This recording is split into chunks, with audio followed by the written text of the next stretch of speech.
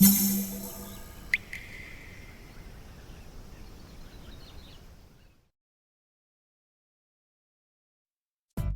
うも、底辺アクアリスト黄昏です。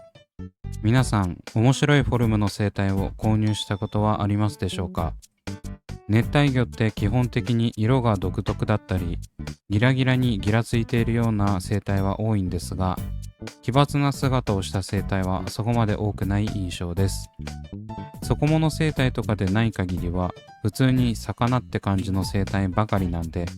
たまには違ったフォルムをしている魚をお迎えしたいと思っている今日この頃です。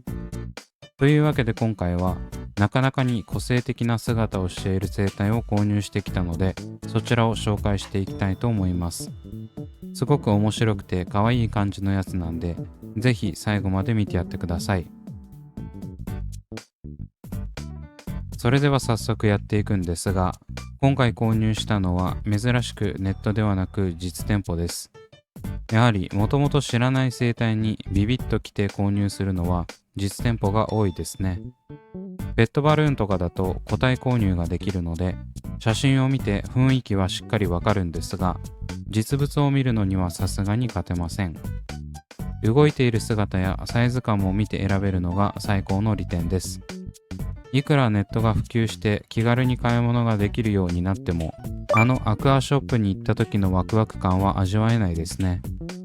というわけで購入品も見ていきつつ、生態紹介に入っていきたいと思います。まず出てきたのはこちら、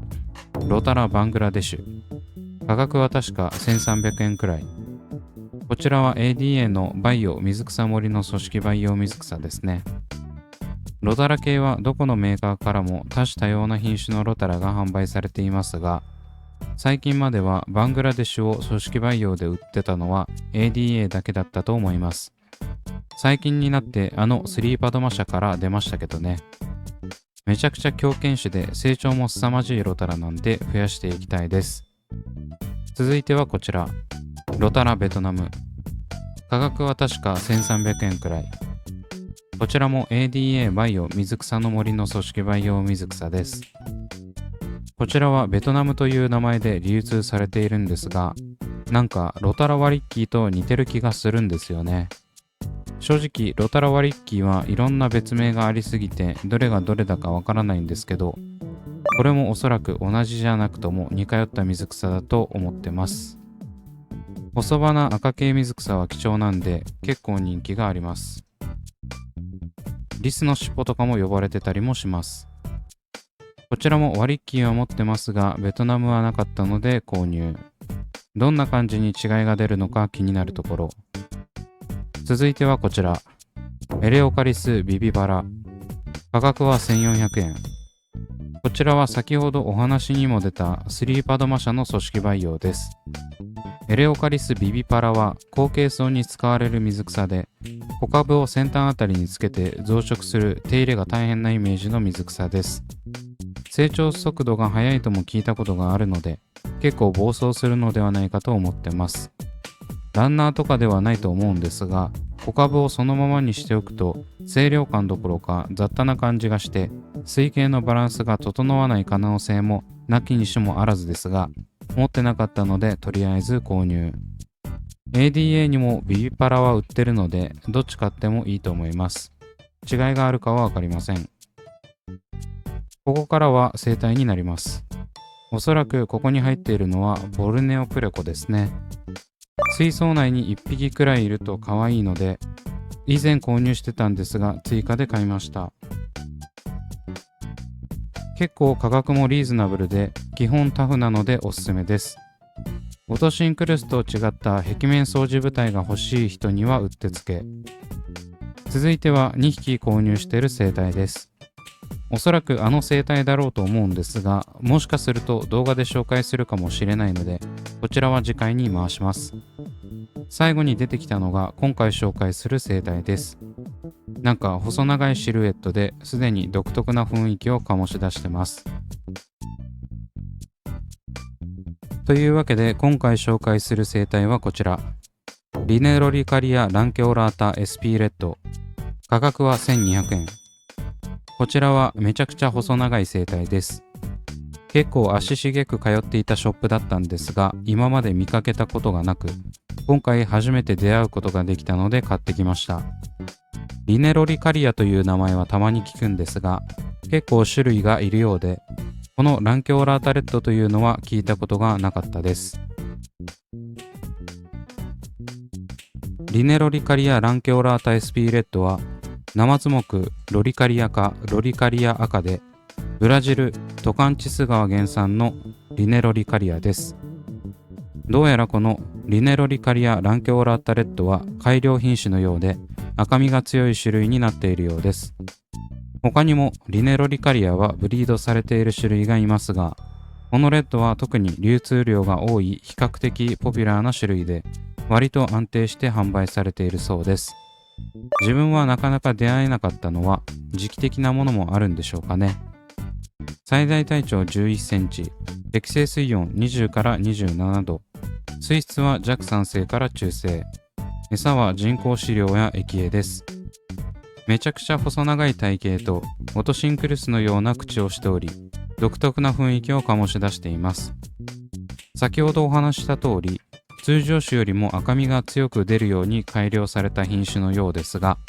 どちらかといえば赤茶色という感じで、見た目からして落ち葉や枝に擬態できそうな風貌をしています。細長い体型に似合わず、背びれはバッと開いており、胸びれも横に大きく広がってます。この姿を見ると、以前動画で紹介したナマズの仲間であるハラジェルドニーを思い出します。あちらは結構小さい種類でしたが、このリネロリカリアをギュッと縮めた感じにも見えますね。ナマズというところでも共通点があるため、何かしらの縁がありそうです。餌に関しては人工飼料から生き餌まで食べますが、結構流木にへばりついている姿が多いので、植物性の餌が好みのようです。自分の家ではブラインシュリンプもあげているので割と食べてくれてます。根付かない場合は冷凍の赤虫などをあげるといいそうなので、個体に合った給仕をしていきましょう。こうやって見るとナマズらしく鱗がしっかりしている感じがしますね。個人的に好きなポイントは、ガチで落ち葉感あふれる透き通った透明部分のある背びれです。ここら辺に個体差がめちゃくちゃ出そうです。のっぺりした色も嫌いではないんですが、こういうまだら模様みたいなのも趣があっていいですね。改良品種ではあるものの、自然に溶け込めそうなステルス性能高めな見た目は男心をくすぐります。ナマズ系全般に言えることですが、性格は温厚なので、いろんな生態と混泳することができます。小型熱帯魚とも混泳することが可能で、リネロリカリアが攻撃される種でなければ、無難に一緒にすることが可能です。ただ、餌の兼ね合いなどもあるので、そこら辺はしっかり考えておく必要があります。導入直後の映像がこちら。流木にへばりついて水流にたなびいている姿はまさしく枯れ枝のようです。胸入れが寿司三昧ポーズしているようにも見えてとても愛くるしいです。思った以上に水槽に入ると鎧っぽさが目立ちますね。というか色が流木と同化しすぎてて、覗き込んだ時に水槽のどこにいるのか見つけるのが難しいです。改良品種であることから、こうやって流木に擬態するためにこのようなフォルムや色になったわけではないというのは分かっているんですが、あまりにもステルス性能高すぎて、もうそのために進化したんじゃないかと思わざるを得ません。動きはまさしくオトシンクルスのようで、口を起点に身動きしたりするので、ここら辺は馴染みのある感じが出てます。それにしてもやはり背びれのこの絶妙な模様がマジでかっこいいですね。すべてに色がついていないだけでこうも印象に差が出るとは思いませんでした。他のリネロリカリアがどういった背びれの色をしているかはわかりませんが、こんな感じの模様がついているのなら、がぜん他の種類にも興味が湧いてきます。やはり実際に水槽内に入れてみて様子を観察すると、仕草やフォルムがはっきりして愛嬌を感じます。こういった系統の生態もそそられるので、またショップによって出会いがあれば違う種類も導入してみたいですね。続いては導入して数ヶ月後の状態。先ほどの映像より色が濃くなっているのがわかります。より一層流木に溶け込んでいてびっくりします。この色合いだとやはり先ほどお話したハラジェルドニーを彷彿とさせますね。ただあまりにも長すぎて流木の下の方にくっついていると尾ひれが低床にくっついてしまいます。スリムな体型だからそこまで大きさは感じませんが、